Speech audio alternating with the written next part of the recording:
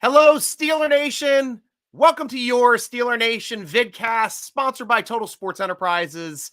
I'm your host, G.Stryker, and it's Mock Draft Monday, my favorite day of the week before the draft, which is starting up, of course, on Thursday, continuing to Friday and Saturday. Be sure to tune into the draft show. Obviously, we will be on the air a half an hour before draft coverage each and every day, doing what we do best, only Steeler-focused draft stuff. But the great thing we got going on today is we've got all of these different contributors from Steeler Nation coming through today to help out and show their mock drafts so we can go over what's going on in everybody's mock drafts and then have a nice discussion afterward on who do you like the best? What's going on? Why didn't you pick my guy? And then you guys can flame us, obviously, but we always have a good time here on Mock Draft Monday. And just need to grab this one last document here open. So we are all good to go. And I need to drop this so I can see everything. Great. The first person we're going to have on the show today is Spencer Schultz. Let me grab him up here. I've got all of these windows open, ladies and gentlemen. So here's me doing my own switching and throwing everything up here as well. Spencer, how you doing, my friend? Doing well. How are you doing? Doing great. Trying to get over my COVID. Caught COVID again. Been laying in my room for 3 days. Yeah, Cooley, I know I'm late, but damn it, we got to make this show perfect for you guys. We are live. You're right, Michael Hall. We got it going. Hope you feel better. Thanks you very much, man. I do appreciate that. You guys over there at the Steeler Nation discussion board already know I've got COVID. I'm pushing through it. Guys, give your likes. Make sure you're also sharing this with friends so we know what's going on. Kenny Beamer in the house, of course, too.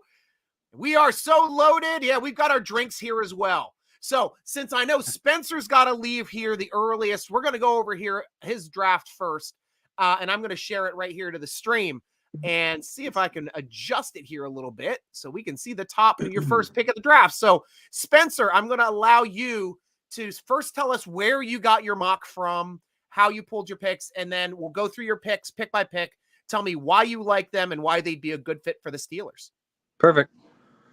Yeah, so I used a few different sites. I ended up using PFF, I'd say the most. And I settled with Darnell Wright for a lot of my mocks.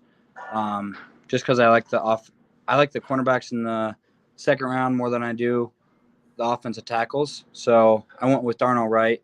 And that's considering that we stay at 17. And I expect the top guys to be gone by then, Roderick Jones and Paris Johnson Jr. Of course, we might trade up for one, but if we stay put, I like Darnell right there. Only problem is, he's right side, so the question leaves, what do they do with Okorafor? Right. Right. No pun intended.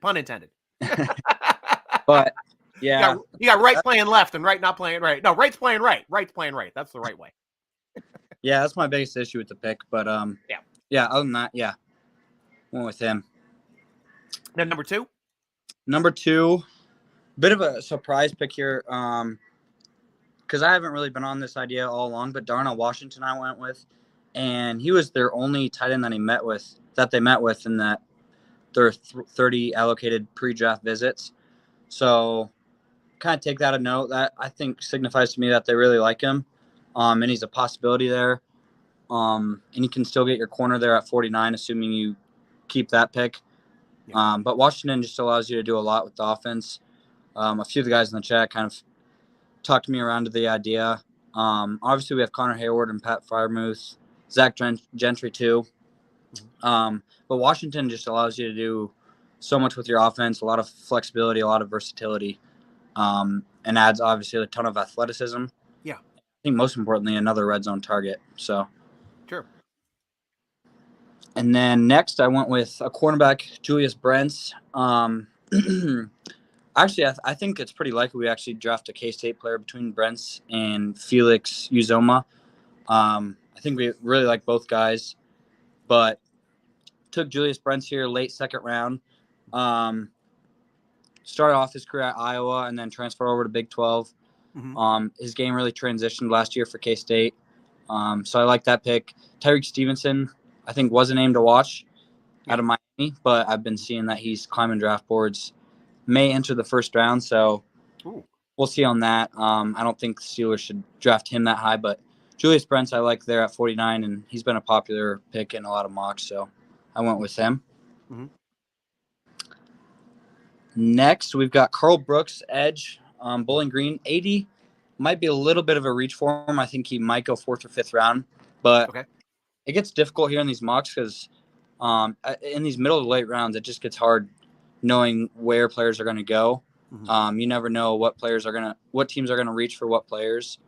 So it's all just a crapshoot. But Carl Brooks, more of a project than a finished product, but I think that's a good thing because you allow him to sit behind T.J. Watt and Highsmith. Mm-hmm. If Highsmith leaves, he could take over the spot. If Highsmith doesn't, you have a really good number 3 edge rusher, which I think is more important than people realize. Obviously, last year we saw what happened when Watt went down. Yeah, a lot of our edge rushers that were supposed to step up really didn't. So I think a 3rd edge rusher really is a huge need with Bud Dupree signing with Atlanta. Yeah. Next, I've got Keandre Coburn, defensive lineman, Texas. Mm-hmm. Team didn't meet with him, at least he wasn't one of their pre-draft visits. But I like him in the middle there. Athletic, interior defensive lineman, can stop the run pretty well. Not great at rushing the passer, but I think the Steelers really need a run stopper there in the middle. They obviously proved they needed that by signing Fehoko from the Chargers, and then Watts as well. But those are just temporary stopgaps, I think. So yeah, I went with Coburn there. Okay. Transitioning to the 7th round, went with Iowa State defensive back Anthony Johnson. I'm an Iowa State fan, so kind of familiar with him. He moved to safety last year after starting cornerback his first part of his career. I think most importantly, what you look for out of these guys is obviously ability to play special teams right away. Uh-huh. And I think Anthony Johnson has that. And then kind of similar to Trey Norwood coming out, he can play, I think, all around the secondary. Yeah. Safety's a need, but I like a lot of these guys because they bring flexibility. Carl Brooks brings that. Darnell Washington. Even Darnell Wright could play left tackle. So I kind of went with some flexibility, versatility with a lot of these guys. That's why I like Anthony Johnson. And then closing things out, Clayton Tune, I think falling to 251, that might be unlikely. Yeah. I like him so much more than the other late round prospects, Stetson Bennett, Max Dugan. Those are the bigger names, but I think Tune makes most sense. The team met with him, obviously. Huh. And I think he would be the best option there for selecting one late. With that being said, not sure it looks as likely now after the press conference today. Khan said they won't be drafting one. Really? He said they won't be drafting a quarterback now?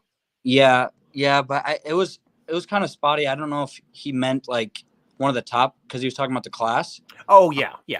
But so I don't know if he was talking about the top end of the class or if he meant all together, but nonetheless, it was an interesting comment. I kind of went back and watched, but yeah. Yeah. So, and our resident Houston Cougar does agree with you, doesn't think he'll be there in the 7th, but if he does, he'd be a great pick. Yeah. Awesome. Well, thank you so much for sharing your draft there, Spencer. I know you've got to run. If you can make it back, that's great. You, of course, have the link. You can pop back on. We'll let you in. But other than that, I really appreciate you sharing your draft here with us and being part of the show. Yeah, I appreciate it, Stryker. No worries, man. Yeah, talk to you soon. And next person we're having up is Zach. He had a face full of a drink, so I let him put it down before adding to the stream. How you doing, Zach? Good to see you again, my friend. I'm good. I appreciate that. Not a problem. Now, I know out of all of the writers, you gave us more of a condensed draft, so I wanted to get to yours quickly because obviously most of the fans know more about the players that are that are available earlier in the draft, and you touched on that. So I think that you're still a good candidate to kind of show what we got here, and I'll bring up your draft list and we'll have you go over it. First of all, where did you get your drafts from? I actually use Fanspeak. Awesome. And shout out to them because they actually had the Steeler Nation big board that you could choose for your draft. So big shout out to them. Is a big reason I used it. So we'll start out with the first pick. The only only thing other than tackle I was going to be tempted here with was cornerback. Yeah. And Cam Smith was sitting there, and a couple seconds I looked at him, but Darnell Wright, he is the most experienced tackle. He played 2,746 snaps in college. Yeah. He is a big guy, 6'5", 333. So a big mauler. His style is aggressive, and that's what I wanted. So there was no question about Darnell Wright. But I felt kind of sad that Cam Smith was there because cornerback. And then I go to the second pick, and Cam Smith is still there. So Cam Smith fell right into my lap. Deonte Banks was also available at 2.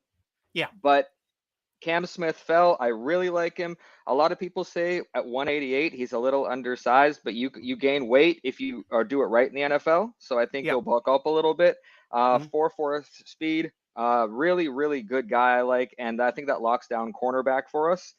And then we moved to the third. This is where the Steelers made it interesting for me. 30 minutes after we posted this, we re-signed Miles Boykin. So for a second, I'm like, did I just make myself look stupid in front of everyone? So I went back and seriously looked at it. And the reason I stuck with Zay Flowers and didn't change the thing is because mainly, I don't know if people remember the Antonio Brown, Mike Wallace debate that happened. We had Antonio Brown. He wasn't really tested. Mike Wallace was tested, asking for a lot of money. We gave his money to Antonio Brown. Right. Ever since then, there's kind of been a thing where the Steelers will draft someone, we wonder why, and then 2 years down the line, it pays off.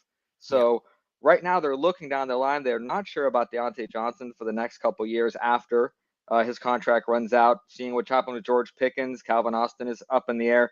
So bringing a guy like Zay Flowers in, who has a high ceiling but needs to develop a little bit. But even although a lot of people actually had him at 17 early on for us, they were mentioning maybe we take him. So him falling to this point was a steal for me. So I really like taking Zay Flowers there. I've seen Zay go in a lot of these mocks in the first round for the most part. So that's great to get that talent there if we can get him at 49. Exactly. Yeah. And when I went to the next one, what I really wanted to do was address the defensive line and the edge. But it kind of was best player available because when you have to scroll down a certain amount to find the player you want, you realize that you should probably scroll back up and start looking at the top 3. And so I actually had 4 different safeties that were available to me. I had Jartavius Martin, Jaravius Owens, and Sidney Brown, along with Kayvon Merriweather. And so 4 good safeties at that spot. I chose Kayvon Merriweather mainly because off the field and on the field, not only was he described as having no character issues, he was described as a high character human being.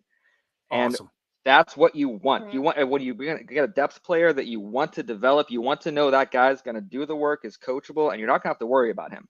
And bring in that guy because we have Fitzpatrick and we've got the other safeties. We have Keanu O'Neal, and we have, if he needs to come in, great. If he has to learn, even better. And I thought it was so cool at 120, the fact that Yasser Abdullah fell, because early on, the Steelers were actually really high on him because when he was asked about his game, he said that he used TJ Watt and James Harrison for how to develop his game. So I'm like, oh, at 120, we can get a guy who based his game off someone he'll be learning from. Right.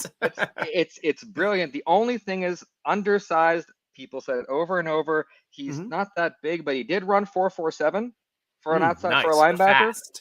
So you get him in there, high ceiling. I looked everywhere, saw nothing else but high ceiling for this guy. So getting Yasser Abdullah, someone we would have wanted anyway at that point. If the draft falls this way, I'll be doing a happy Zach dance on draft night.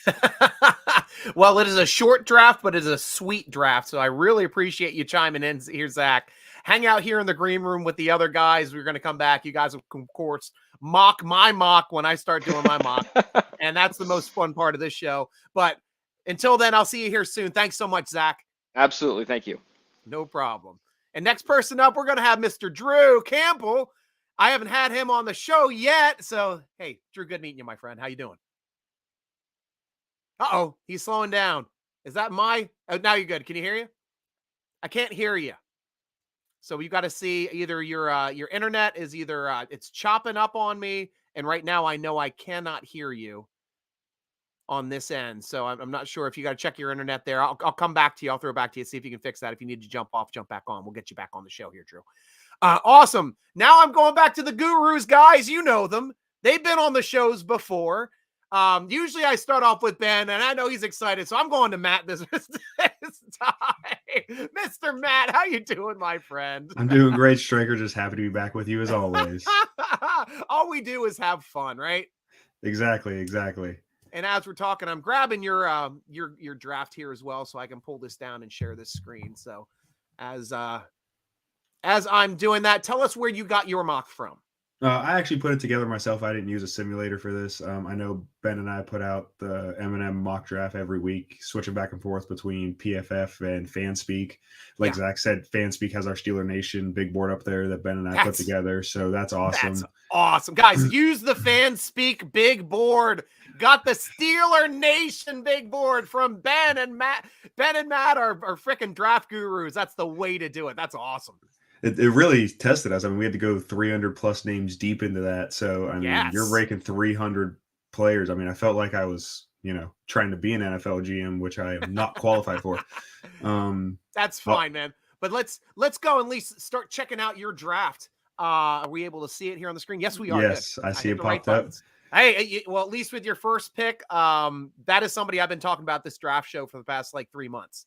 Yeah, exactly. It's kind of interesting. I'm curious where the Steelers are going to go with 17. This is the last couple of years we knew exactly what they were doing. We knew they were taking Najee Harris. We knew they were taking Kenny Pickett, or at least very close to that. If not, it was one of the other running backs or one of the other quarterbacks. Now there's so many positions. And if they don't trade up, I think it's hard pressed to get one of the tackles they want and maybe even one of the corners they want. Mm-hmm. So sitting right there is Brian Branch as always. He's such a versatile player. He can come in and start day one as a slot corner, which is, as you always point out, a very important role. Since the team lost Mike Hilton, hasn't really had someone to fully fill that void. Right. And last year for Alabama, he played over 500 snaps there, really fills in that role well as having the potential to be a full-time safety next to Minka. And, having those Alabama boys back there would definitely be something fun to watch. So he may not be the sexy pick for everyone, but I think he's someone that comes in and plays immediately and makes a true impact. Oh, he's very sexy for me. Who's your number 2?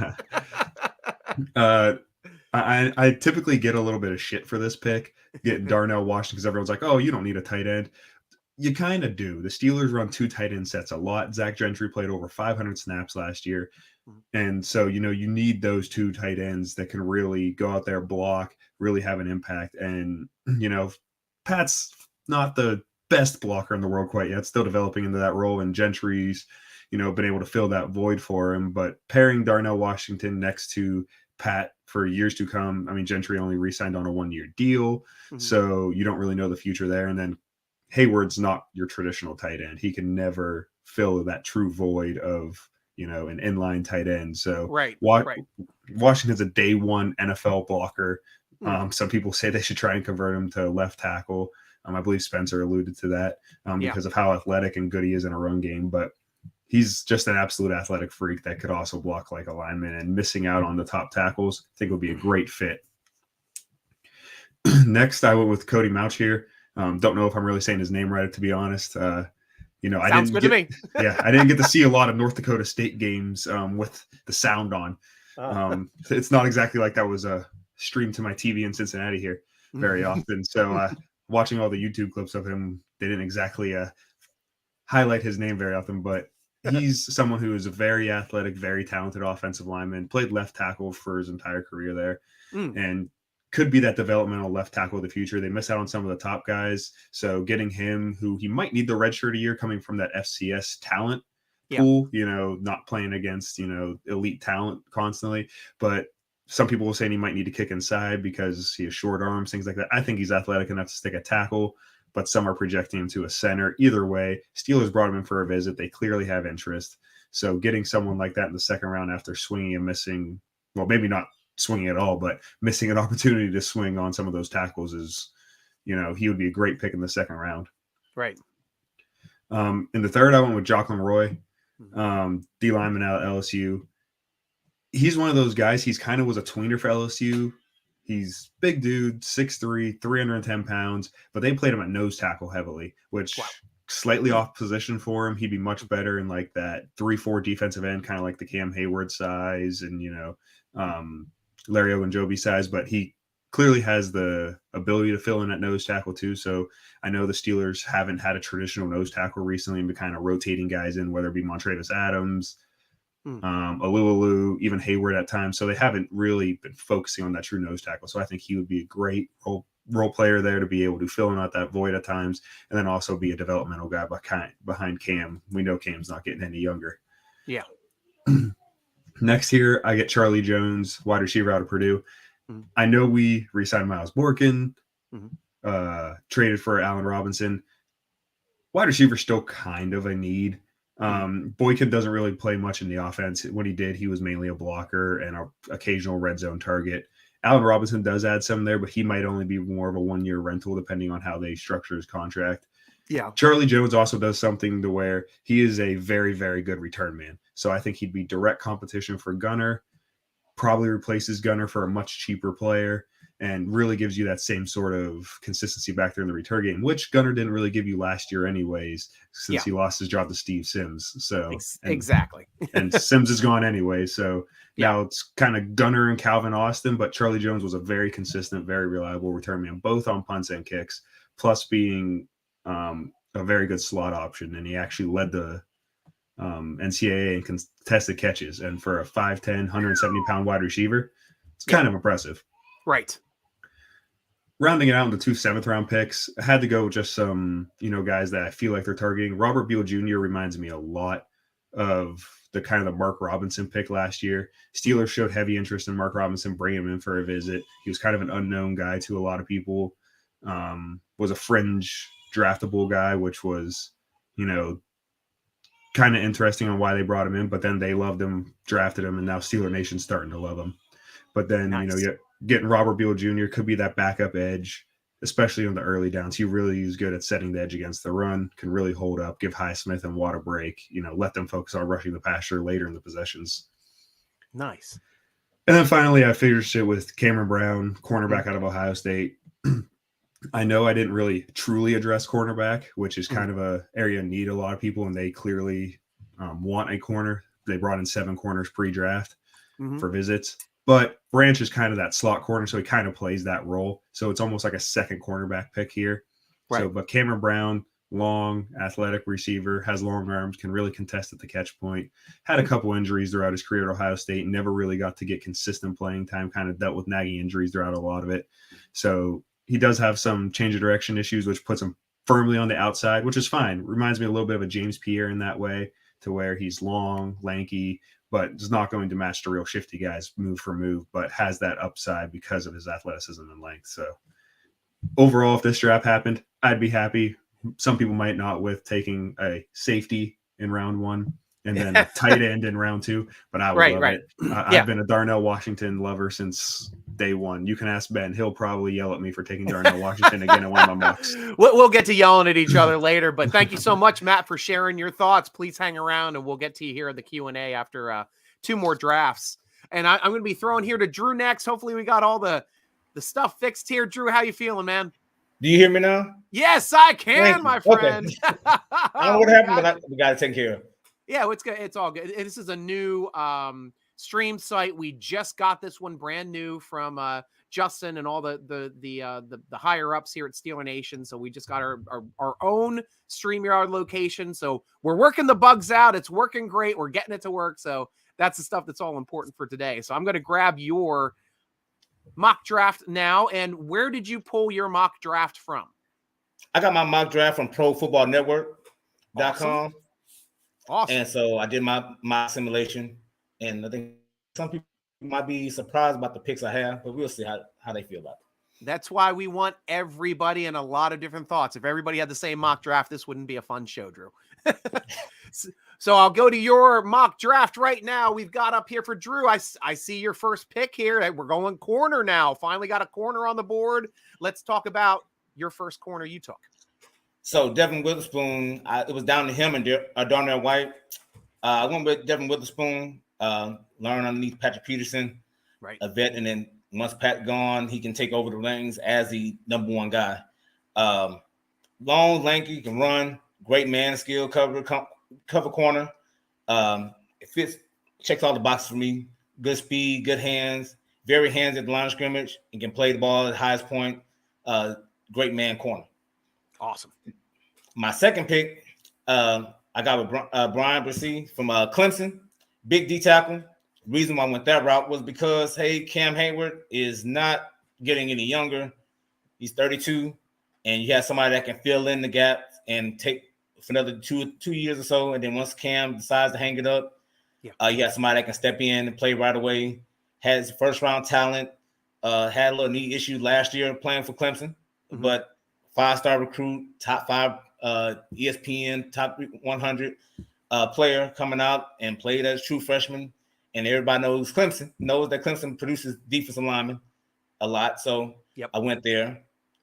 My third pick with the second round pick, I went with Matt. Yeah. Darnell Washington fell to me. And a lot of people agreeing with you there with Washington. Hey, I couldn't pass him up. Right. I know Gentry on a 1-year deal, but you have somebody that can come in, play and plug and play. Right. Freakish athlete, 6'7", can play interior, extra off the tackle in the run game per se to help run blocking, and can be a matchup nightmare of him and Pat inside the red zone. 6'7", 6'4", 6'5", 6'6" in the red zone. Go along with your other receivers. It's a matchup nightmare that I think that we can exploit if we can get Darnell Washington right there. Well, my next one, third pick, Andre Carter out of Army. Big defensive end, outside linebacker type, can drop into coverage if need be. He had 15 sacks, first team All-American at Army, can set the edge and is a great pass rusher, great with his hands, can bend the corner, can set the edge. And if need be, he doesn't have to just straight pass rush. He has the ability to drop in coverage. And if we saw the injury with TJ Watt last year, and we didn't have an extra pass rusher behind him. So we need that extra pass rush to give TJ and to give our ends a breather just in case. So TJ not playing 90% of the snaps every game. If we can get that number down to at least 75, 80, and he can stay healthy for the playoff stretch, then we can increase that number up. Good call. My next one, like more so of a slot guy, is Gary Williams out of Syracuse. Another handsy guy, can play zone, can play man, can blitz off the edge. Great in space, a great tackler. That's one thing that people don't take credit for, but he's a great open field tackler. He doesn't miss any on tape, not a lot of tackles. And last pick, got Alex out of Oregon, a center. I know Mason Cole last year of his deal, or my second last pick, sorry. He had him as a center. Great run blocker and somebody that can control the middle as far as the run game if we need a spell or we have an injury with Mason Cole. And then my last pick was kind of surprised. I was surprised he fell this far. I thought he'd be going 5th round, 6th round. I am a big UT guy, so I watch a lot of Texas games. Coburn is a big nose, almost like a Casey. I'm not gonna call him Casey Hampton, but he's a nose that can clog up the middle. And he's not a 3-down lineman, but he's a straight clog up the nose, first down, second down, can stop the run game, and can give us a little depth just in case. I know we had some free agency signings at D tackle, but doesn't help to have a rotational piece if we can get that in there in the fold. So that's my mock draft that I have. Well done for your first draft here, Drew. And I'll tell you one thing, you're the first one that's also mentioned center, which we really don't have a backup center. We've got a lot of these interior offensive linemen that aren't pure centers that can play center, but haven't really met somebody that is like somebody that's J.C. Hassenauer, who just signed. Who did he just sign with? He signed with the Giants, or did he just signed with somebody else? I know just recently. But that's a big void that the Steelers had, at least for a backup. Well, I guess I know Green could play. He did start a year at center. I don't know if they're trying to move him back there as well, but that's a good point. I like those picks. Awesome. So hang out here. No worries. Hang out here. I'll have you jump back up to mock my mock when I'm ready to mock. Yes, sir. All right. Next up, last but not least, Ben Michaelian. How you doing, my friend? Stryker, happy to be here as always, my friend. I save you for last because I know you can take it. I know. I love it. I love it. Thank you. You're welcome. And as I'm pulling up your mock information here, tell everybody where you got your mock draft from. Or where you pulled it. Football Focus, PFF, which I feel like is pretty standard here in our little world, I guess. Great. And let me bring up your screen here. as I got to go through like 4 screens just to find the Ben Michaelian draft, but we have it right here, ladies and gentlemen. Ben, start us rolling with your first pick. All right. So you'll see I kind of took the same strategy as what we saw last year, and I double dipped here on a key position. Here, so to kick it off, I went with Deontay Banks there with at the quarterback position. It may have been a reach at that time, but I remember back to this specific draft, all the top guys were already gone. Even Wright was gone in this instance, and the other best player available was Cansey, which I'm still really not high on. So I love Deontay Banks. He's a perimeter guy. Again, he's one where he doesn't necessarily have to start right away, but if he has to, he will. But he would be a great mentoree under Patrick Peterson. Excuse me. After him, I addressed the tackle position. We heard rumors today and throughout this week, early on here this week, about how they want to trade up for a couple of tackles that they're eyeing up within the top 15. Obviously, we're not assuming any trades in this scenario, so I addressed the left tackle position here in Anton Harrison out of Oklahoma. He's a bigger guy. They're on the left side. He would be a great kind of backup, if you will, or competitor to Dan Moore Jr. But he's top 2 talent in round wise here. So I love seeing him there available at 32. I had to hop all over him. And then right after him, I went back to the cornerback position and picked one of the most physical corners in the draft in Julius Brents. I think Spencer had it on there. Zach as well. I'm trying to think back. So he's a popular name that's been a riser on a lot of draft boards, especially with how he showed out in the Big 12 championship game against Quentin Johnston, who's one of the top rated a wide receiver here coming out of TCU. He did a great job against him. He thrives in zone defense. So that right there is the Steelers defense. And again, being tough, he's physical, he's big. He would be a great AFC North back here for us. Right after him, I went back into the trenches in the interior of the defensive line, and Zach Pickens out of South Carolina. He's a guy, he's a little bit of a project, but he's also one where, after I would say after the bye week, he could be a starter depending on how injuries go. He's versatile in where he can line up along the defensive line. He's more of a gap plugger, if you will. He has really long arms, so he's not going to really be stuck and held down by the interior offensive lineman's blocks, and is really effective in his pass rush. After him, I addressed the slot role here in Parker Washington, out of Penn State, which I know that we just got Allen Robinson, but I love Parker Washington. He's a glider of a route runner, again, specifically inside. Steelers still kind of need a true slot receiver. That's kind of been missing here for the last couple of years. So I love Washington in that slot. He's a yak machine. And of course, being, from a Penn State offense, I'm sure a lot of fans out there would love to see him here in Pittsburgh. After him, I went back to the secondary and got Anthony Johnson Jr. Again, I think Spencer had him as well. He is a cornerback that was converted into a safety, so he would be a great slot corner that we all keep harping about. Steelers need one. He's exactly that. He's very versatile, and he's not afraid to stick his nose, in with the ball carrier and knock a guy down at the line. He's very physical. Has a couple of things to brush up on, but it's all coachable stuff. So he has a pretty high ceiling, specifically for being there in the 7th round. And then after that, Steelers still don't have a QB3. I mean, they're not going to go into camp with only 2 quarterbacks. I can't be convinced otherwise. And yes, I know in this draft, I know that Tune was already gone here. So I went with another Heisman guy here in Max Duggan.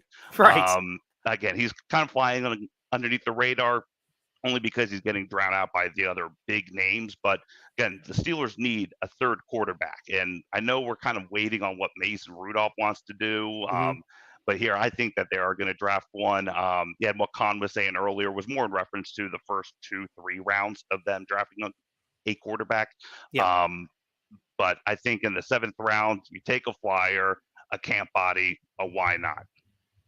That's great. I mean, you pretty much hit on all of the needs that, I pulled you off, but you pretty much hit on all the needs that the team needed for your draft. And to me, it's It's absolutely amazing how Duggan is even available there in the 7th round when he's a Heisman candidate. Yeah, he was a It's- Heisman finalist. Imagine a quarterback room with 2 Heisman finalists in it. Right. And that's the craziest aspect of this draft. But I agree with you. I'm going to bring everybody back on that's still hanging out. I'll bring back Matt and Zach and Drew.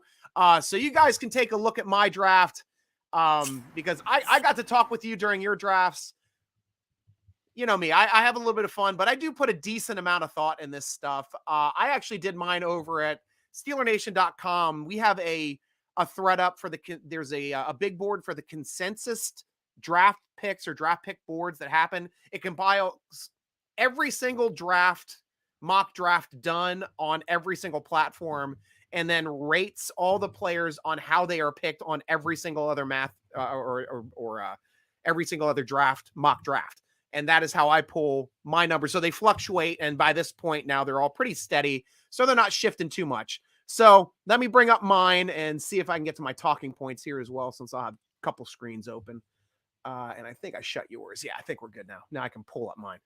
So don't laugh too hard, guys, because I'm not the professional in the room. So here we go. Mock draft striker. Boom. All right. First, if I'm going, are you able to see this? We got it. Awesome. So let me go on over. I've also got a thing over here where I talk about what I've got. Drew, I think you're a little hot too. When you want to talk, you can mute. There you go. Thank you so much, man. I appreciate that. So the first one, obviously my pick, I'm mirroring a couple of your picks here. And a lot of you guys know on this show, I've been talking about Brian Branch for 3 months, ever since we did not have a safety on the roster other than Fitzpatrick was pretty much our only starter on the roster until we ended up bringing back a couple guys, of course, bringing back my KZ, who I absolutely love. But Brian Branch is this kind of position where it kind of helps us out at 3 locations. He helps us out at inside linebacker, possibly, also slot corner, also as a backup for both safety positions, or being an extra safety in the dollar. This guy is just so versatile, got good size. I just like the ability of adding a playmaker to the room anytime I'm going to pick. And that is how I also just followed it up here with my second pick in Drew Sanders, the inside linebacker out of Arkansas, which I think, we started off the show with Spencer, and I think he also took Drew Sanders in his draft. But a big boy, lots of tackles, 103 tackles, 13.5 tackle for a loss, 9.5 sacks, and 3 forced fumbles. Also intercepted a pass and broke up 5 more in 12 games. So the guy's a playmaker as well. And that's what I'm looking for, somebody who can fly in around in the inside, read the plays, diagnose the plays quickly, and try to get the Steelers some even more turnovers now from the inside linebacker spot, which we haven't really had till Bush before his knee injury. Second round pick then. For the second pick, I went with Tuapolotu,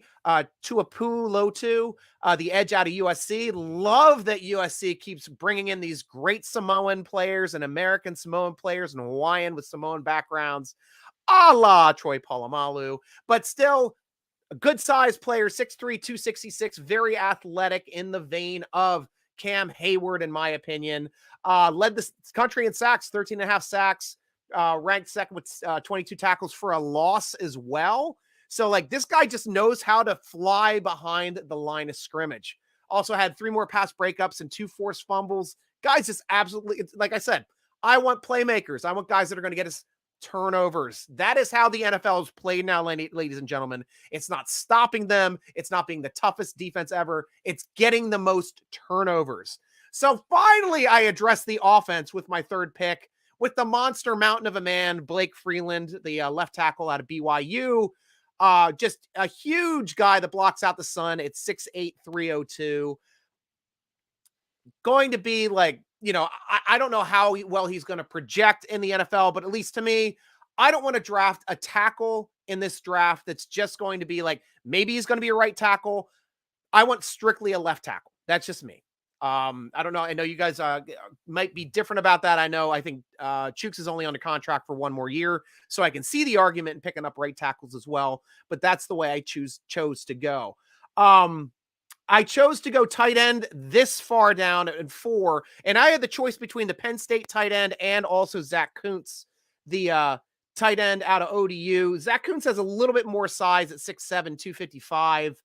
Also had a little bit more production and a slightly quicker at a 4.5 40 as well. I'm just excited to see adding a little bit more playmaking ability, kind of like where we've lost out on a lot of these like third, fourth round guys like Kittle, like Kelsey, that have ended up being just absolute monsters in the NFL. And this guy, though it's not jumping off the page, maybe with his stats currently, I think he has some ability. I think he has the potential to possibly be creating these mismatches then moving forward. Jumped on your train too as well here, Ben, with 7th round. I picked up Duggan earlier because that's where he was available. He was not available at 251 on the consensus mock. So I grabbed that Heisman candidate, which I just couldn't believe. I'm like, you're telling me we need a third quarterback? I think we're going to draft a quarterback. I honestly do. Now, a lot of people are also like, we might be picking up that XFL quarterback as well, or an XFL quarterback just to join the team as well, which may happen. But I think Max Duggan is an absolute steal in the 7th round when he was a finalist for the freaking Heisman. Like, I don't understand how drafts work. I don't understand how to assign players, but he's like a fast guy. He runs a 4.5 40. He's got good size, 6'1.5", 207. So, I mean, I bring in the playmaker that can throw 40 plus touchdowns, 9 rushing touchdowns as well in 1 year. So that's the guy I take. And then I double dip on the Horned Frogs and grab his teammate, Darius Davis, who is the pure slot receiver, also out of TCU, seeing a bunch of those balls from Duggan. Smaller size guy, 5'8", 165, but still rugged and a big kick returner as well. Steelers still need a punt kick returner. Calvin Austin, I want him to be the guy. Is he going to be the guy? Not 100% sure yet, but I'm grabbing a guy here in the 7th round that has 6 punt return touchdowns, knows how to play small slot, going back to those guys like Antoine Randall L., Eli Rogers, those guys that can manipulate in the short area quicknesses in front of those linebackers and just blow them away with their athleticism. I like it. I like it. One guy who really is interesting to me is Drew Sanders. He was a defensive end at Alabama before he transferred to Arkansas this past year. So He has that edge mindset. He's a great blitzing linebacker, which is what the Steelers love to do. Think of, the old Vince Williams days. You saw him shooting into the backfield constantly on blitzes, things like that. So I think he could kind of fit a lot of roles in that front 7. I know they signed 2 inside linebackers this year, so he could kind of rotate in, get learning the position a little more there, because that's where he's kind of weak. He still triggers a little slow at times reading the blocks in a run game when he's not on a blitz. Understandable. Yeah. First year at off-ball linebacker for a team in college. Understandable, but athletic, physical, has pass rush moves. So, he could also kind of fill that backup inside linebacker, but also that backup edge role. You can kind of use him in both roles. And, he needs to improve his tackling too. I mean, he's not perfect in space yet, so you got to try and figure that out where he fits. But I think he has the athleticism to really develop into a big piece for them and make an early impact.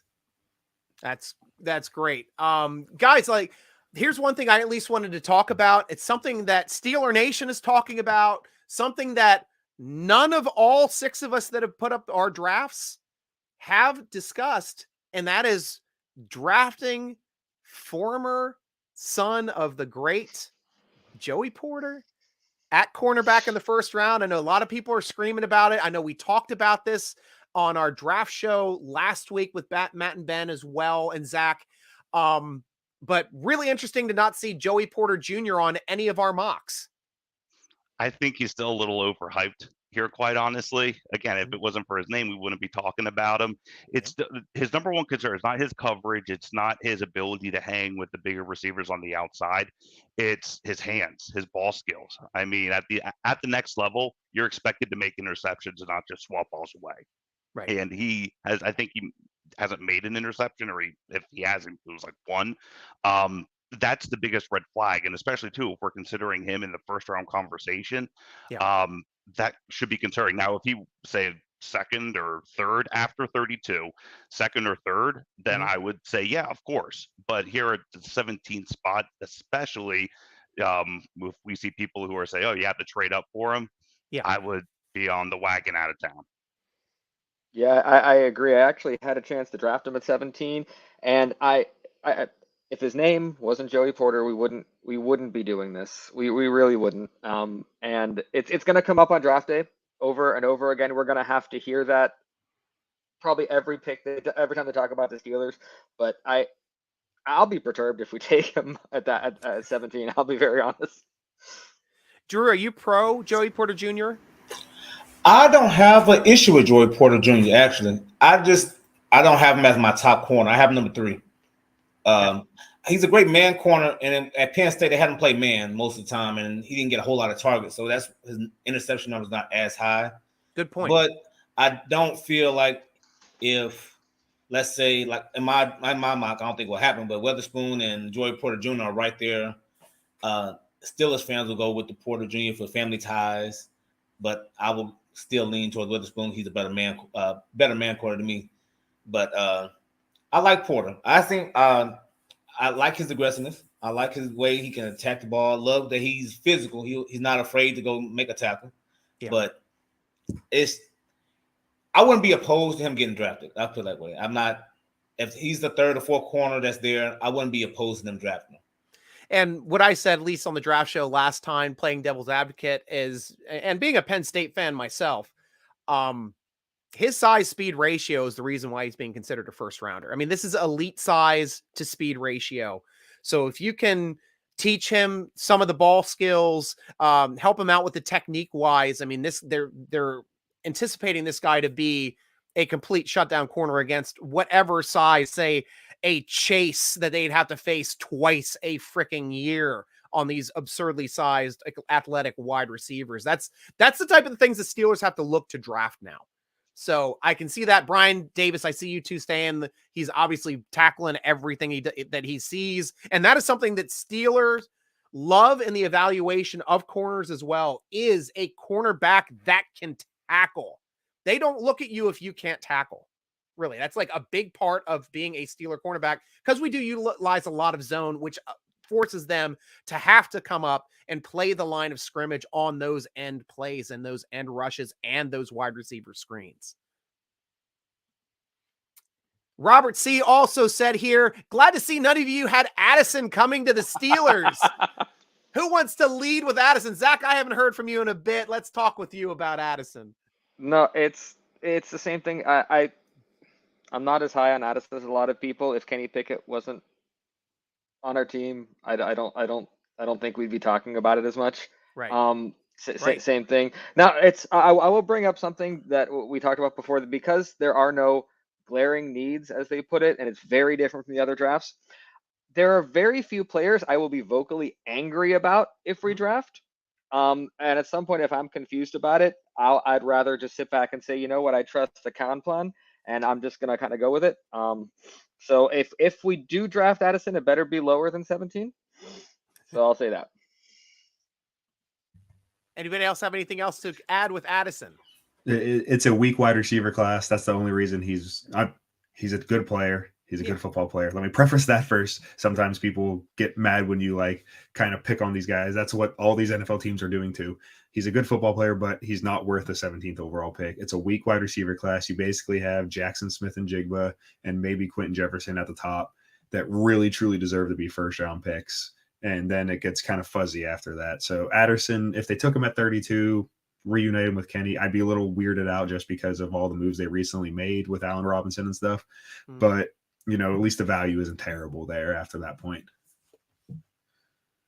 Yeah, I think, I think that with the signing of Allen Robinson, that kind of takes off the wide receiver need, I would say, for the first 2 days, at least. Like that.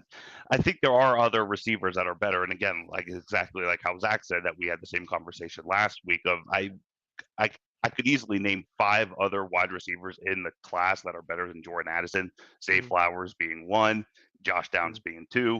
We all know about JSN. There's a couple of others. But just to give you an idea, Steelers I don't think are high necessarily on this year's class. So I mean, the writing is right there on the wall. I do have to say, I have to go back and take a look. I wasn't even looking near tight ends, and four of you guys hit tight ends on your drafts. So I'm trying to see what I missed along the way, because it wasn't even on my rate. Like, if a tight end was there, I skipped past him. I was like, I got to go back and look, apparently. So you guys taught me something today. I don't know what it was yet, but you taught me something. Hey, I've been on the tight end bandwagon from the beginning. I mean, yes, Darnell Washington, but a tight end in general. Gentry's only on a 1-year deal. Hayward's not a true tight end, and with them not re-signing Watt, I think he takes that roster spot, maybe not the true fullback role 100%, but that roster spot of the fullback to where they can afford another tight end. But that's just my opinion on it. I know not everyone in Steeler Nation shares that. But Stryker, my guy, I got to hop off here. Awesome. Hey, thanks for being on the show, Matt, as always, my friend. Yep. Can't wait to be on Thursday with everyone and be along the ride with everyone. Awesome. See you on the draft show, my friend. All right, man. So one other point, some points being made here, at least coming up. And I wanted to get to Miles right here because I liked what he said. And he looks toward Deonte Banks or Riley Moss. I think we had Banks in one of our drafts being a first rounder, right? He's the corner out of Maryland, right? Wasn't that yours, Drew? Oh no, you had Witherspoon. Ben had Banks. Ben had two corners in like the first right. two picks. That's right. Hey, that's not a bad way to go, like I said. But to mention too, like obviously we are all high on Banks. Riley Moss, we haven't talked about as much, and I don't know about him as much. Does anyone have more information on Riley Moss? I mean, he's a more lengthier guy on the outside. As soon as Matt hops off, of course, then we got a question about a guy he knows a lot of. Yeah, right. Figures. Thanks, Miles. But yeah, I mean, he's a lengthier guy. I would, and you're asking if we could see him being drafted in the later rounds. Possibly. The only thing that we have to consider is, I mean, I have him. He was on our big board late 5th, 6th round-ish, and the Steelers don't have a pick in that area. So it's either are they going to bank on him being available in the 7th round, or are they really going to reach and grab him in the 4th, which I would not do. I would rather see Deonte Banks there at 17. Yeah, and at least a lot of people talking about like can't see us drafting a tight end and all these other things. Like what I do too, Zach, is see what the needs are for the Pittsburgh Steelers. All of our needs are taken care of. As far as for starting on this team, we have everyone taken care of. Now, there's a couple spots that we did not assess as backup roles. Still don't have a third quarterback. We always go to camp with 4. Pretty good idea. We're probably going to draft a quarterback or at least pick one up here pretty quickly. Outside of that third tight end aspect, yes, we have Hayward. He can still flex down into there, but is he going to be our full-time fullback now that we have lost Derek Watt, which is where I kind of slot him, but I love to move people around anyway to kind of fit them in where they are. But having another tight end, we know we have a 1-year rental in Zach Gentry, who has been getting better year after year, to tell you the truth.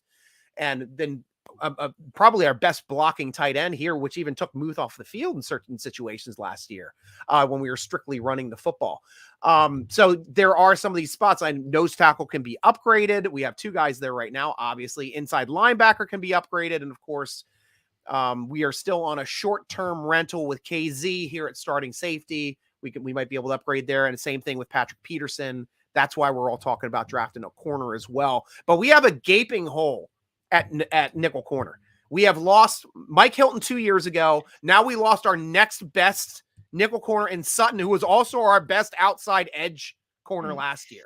Like, we do not have an answer right now at nickel corner. So that's why I am addressing nickel corner in these drafts and hoping that, and seeing some of you guys doing that as well, which to me is something I can definitely see us doing, whether having a player like Branch that can also play nickel for that season until we have another year to grab another nickel when Branch is going to go back and start at safety. Like, these are the great problems to have where we're starting to build our team for the future. And one point to do that too is to try to trade down and get more picks. And I don't know if anybody watched the draft show today with Khan and Tomlin, but when they were asked about pick number 32, my gosh, those boys got giddy. It's for sale. And that was it, guys. It's like that 32 spot. Yeah, they're talking about moving up possibly in 17. If they're going to move up in 17, I'm thinking they're going to protect Kenny Pickett's blind side. That would be the mental focus for, we have a franchise quarterback. Let's get a light left tackle in there that is going to be the franchise left tackle to protect Kenny Pickett moving forward for his career, or Gonzalez. Like, that's the only other guy I can think you're going to jump up the charts into the top 10 to grab somebody like that. Those are the only two guys, because Gonzalez to me has shades of Rod Woodson when I'm looking at his film, and I'm old enough to remember. I am old enough to remember that Purdue draft in 87. I watched that draft in 87, and I was happy to get Rod Woodson in 87. I think it was like pick 9 or something that year. But yeah, that's what it feels like. This kid, I'm listening to his interviews. I'm watching his film. The guy knows how to jump the routes. He can tackle. He's a ball hawk. I don't know about his punt and kick return like Rod the God did, but outside of that, those are the only two positions that I would see the Steelers moving up for. More interested in seeing them moving back. And what they're thinking is like canary in the coal mine of that first pick in the second round, which I was making jokes. Is like, it's the only pick they can't sprint to the podium unless they have somebody sleep there overnight underneath the podium when they leave on Thursday to come back on Friday. Not going to happen. Somebody might want a quarterback, like they're saying. And when somebody wants a quarterback, it's just like having the first pick in the draft. You saw what Carolina got. Carolina got way more than the value of that pick to drop back a couple picks so somebody could get their quarterback. It's the same thing that's going to happen the first pick, which technically is a first round pick, being at 32, more chances of being an excellent player. Somebody might bank next year's first rounder to go with this year's second rounder and maybe filling in some of those 5th and 6th round picks, which we do not have. I can see it. The one thing I'm looking for as far as disruption, I hear that there could be 2 big runs, one on cornerbacks and one cornerbacks, and one on tackles in that first round. There could be just a really sharp run where there are suddenly none left. One of those two things happen, I think 32 opens up wide. It's so much fun. I'm used to going into a draft like biting my nails, hoping that another team doesn't take the one player that's going to define the Steelers. This is. I feel like there's no weight on my shoulders. Like I might get annoyed at a pick or something, but like if we get Gonzalez, oh my God! Like I look at teams with Sauce Gardner and other than I'm like, oh, I don't know what that's like. I don't know. Rod Woodson broke my heart. Rod Woodson taught me what free agency was when he went to the Rays. Yep, he taught me what it was when I found out that he left. Hey, I lived in Baltimore. I got to wear my Steelers Rod Woodson jersey to Ravens games, so people couldn't say anything to me when I was doing that. So yeah, but I agree about the Gonzalez thing. But I'm going to watch those 2 runs, and if those don't happen, then it's going to be really interesting about 17 and 32. Yeah. And an interesting point that came up too in that same press conference. This is the first time in Mike Tomlin's career that he's had a draft pick the very first of the day. Right. So that's why he was all excited. This is the first I've ever been in this position. We've been way too good to even be in this in day one. So this is a new one for him as well. So we'll have to see what the blueprint is. Thank you, Chicago, for sucking. H. Hartman, John Michael Schmitz, or Joe Tippmann. One drops to the 3rd round. Kelsey Humphrey dominated in the Super Bowl. We need a dominant center. Would love to have one of these guys. Quarterback on the offensive line. I personally am a big fan of John Michael Jingleheimer Schmitz. I don't know if you guys think his name is your name too, but what do you guys think about these 2 guys, and who would you prefer? Yeah, I would have to go with the guy from Minnesota there in John Michael. I mean, I like Mason Cole as our center. And James Daniels actually he was a center essentially in Chicago. So the Steelers already kind of have a built-in. I mean, you were talking about how JC was same type of deal here. So I don't really see it as a high. I think those 2 guys are going to be round 3-ish, I would say. But to answer your question, I like John Michael. It would be your friend there out of Minnesota. Slash was also asking about Bennett out of Georgia. Thinks he's slated late rounder. We were talking about Bennett a lot of times when I was drafting. Bennett wasn't on the board. At least I think he went in like 5th or 6th round in a lot of my drafts that I've been seeing Bennett starting to go a little higher, but he has the potential to go in that 7th round range. I thought for sure the Steelers were going to draft a quarterback. The only thing that messed me up is what could be like a slip. He didn't say we're not going to take a quarterback. He said with what he sees in the draft, they don't intend to. I think that was the exact words that Omar Khan used today. But Right. So, if we take the quarterback, I wouldn't be surprised at it. But the fact that they would say that in a press conference, unless he got chided later, like, an elbow in the ribs, like you shouldn't give that. But so Right. I'd be fine with either way. And Drew, I want to go with your namesake here. We're talking about, unfortunately, Jack Campbell has risen dramatically. Team captain, won the Butkus Award as top linebacker, also won the academic athlete in college football. Would you love him as a Steeler? Yes. I would love. And not just because you could get a jersey with your name on With my name on it, and I have to worry about it. Yes. Right. Drew Campbell. Best of both worlds. Yes. Best of Right. both worlds. I like Jack. I just think when I drafted, I think he'd be that mid-second round pick. I don't know what the Steelers would do at that 32 pick. I don't know if they would go linebacker early or would they try to address another need as an interior offensive lineman or a D lineman. In my mock, he went 34. So I had a chance to draft Jack, but I didn't go that route. I went D tackle because I know the insurance behind Cam Hayward. But I would love Jack in there. I just don't know. If they do draft him, having already signed 2 starting inside linebackers, will he have a lot of playing time at that position versus if we can get an extra edge rusher, if he can play outside and have him blitz on the outside and spare TJ or Alex Highsmith, I have him slotted there. But that's why I didn't pick him. It was jittery not trying to draft him, plus namesake. But I think that if we do draft him, Steelers Nation should be excited about it. Right. And I like this mark here. Slash, he's saying if they trade up to get a tackle, they would trade away 32 and try to recoup some draft capital. To tell you the truth, I think that 32 pick is untouchable. I really do. I think that they put different picks, their other second rounder, maybe match some other picks, because I think that 32 pick, if they do trade up in the draft and have to give up picks, that 32 pick is going to give them more picks for the rest of this draft. So that's going to be the trade-off. And that's the only other pick that I think they really cannot trade away. Take a couple last questions, guys. We're here over the hour mark. So we're getting to the end of the show. Miles asks, draft Dwad Jones, absolute monster of a man, or Kylie Ringo? 2 guys that none of us had on our boards. Anybody have any opinions? Yeah, I mean, I like Ringo more than Jones. And again, as soon as Matt hops off here, Jones is a little, he's a little, as Matt likes to say, he's like a bonehead.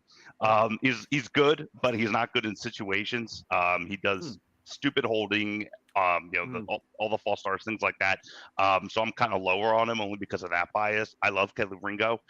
He's one where the Steelers hosted him for dinner. Steelers are very high on him. I would not be surprised if the Steelers draft Ringo, but it would be the second. 32, maybe a little bit of a reach, but I think the Steelers like him enough to make that move. But if he's there at 49, I would be all over it. Nice. Yeah, I agree. You go, Drew. You're good. Yeah. Ringo's young. He's only 20, not 21 yet. So he's still a little puppy. So he's but he's freakishly athletic. He can run, and he can play zone. He can play man.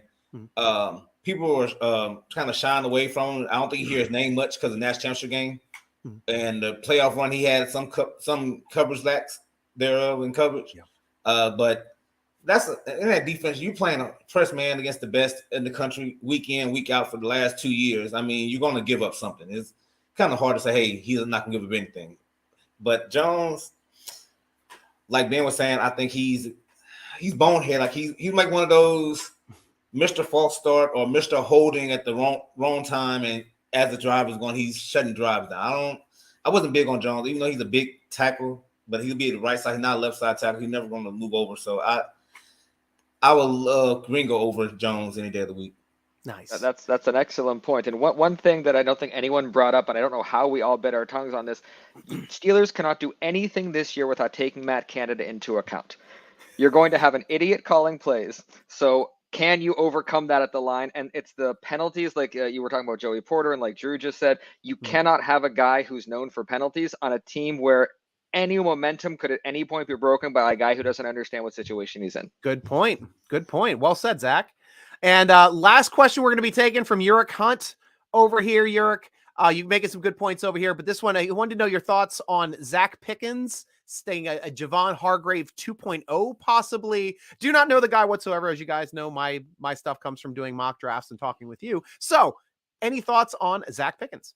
I drafted him. He was my third-round guy. There you go, Joy. Sorry, I was looking up stuff. So, of course, Ben knows him. Ben loves Zach Pickens. You got to rewatch this, Yurik, to see what Ben said about Zach Pickens over there on YouTube / Steeler Nation, which you're on, obviously. But I guess you just missed the beginning of the show. But he said one other thing here, too, quickly. We also know Branch is an amazing tackler. But what about Brown out of Illinois? He's saying that is a near carbon copy, so a good tackling safety. Also, this Brown kid out of Illinois. Brown's good. He lower.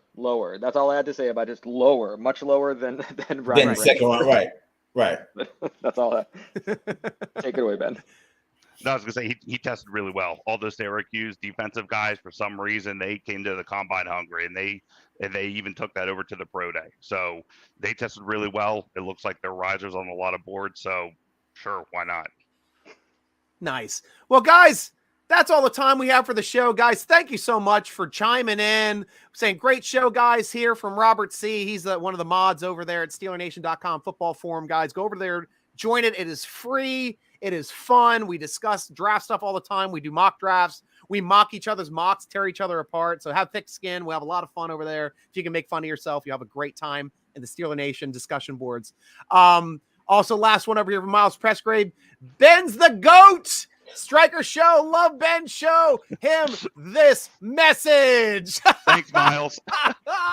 Have a good, and Miles is a big he was a big part of the draft show last year, all 3 days. Love Smoke Monday. Big Smoke Monday fan. He was throwing the smoke for Smoke Monday. It kept getting funnier each round when we wouldn't draft Smoke Monday, but great part of the show. Love you, Miles.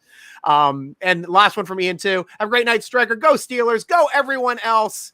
Guys, Ben, Drew, Zach, thank you so much for sharing all of your mocks tonight, just being part of the show, as we're all super excited for draft day, which is Steeler Christmas. It's when we get our new presents to open for 3 days. We get 3 days of Steeler Christmas. If we don't trade away all of our picks to move into the top 10, we will have 3 days of Christmas for the new players joining the team. I don't think Mike Dick is going to come in Mike Tomlin's body with you. Hope not. Good reference. No Ricky run this year. Hope not. I don't know. We got Matt Canada, so it might be Boxing Day for all we know. So, guys, let me know how we can follow you on Twitter. Obviously, we know we can read your great articles at SteelerNation.com. Ben, what is your Twitter handle? At the BenSauce _. Drew, how can we follow you? On Twitter at DCAM2Live. Awesome. And Zach, how do we get to you? At Black and Gold Cats. Black and Gold Cats, and that's CATS, right? That is CATS. Boom! That's how you do it, guys. Glad you're all a part of the show, guys. Thanks for hanging out. I know this wasn't as much as a Q&A show as we're used to on the Vidcast. Oh, that's my mother, by the way. Oh, that's your mom, Vicky. Hey, mom.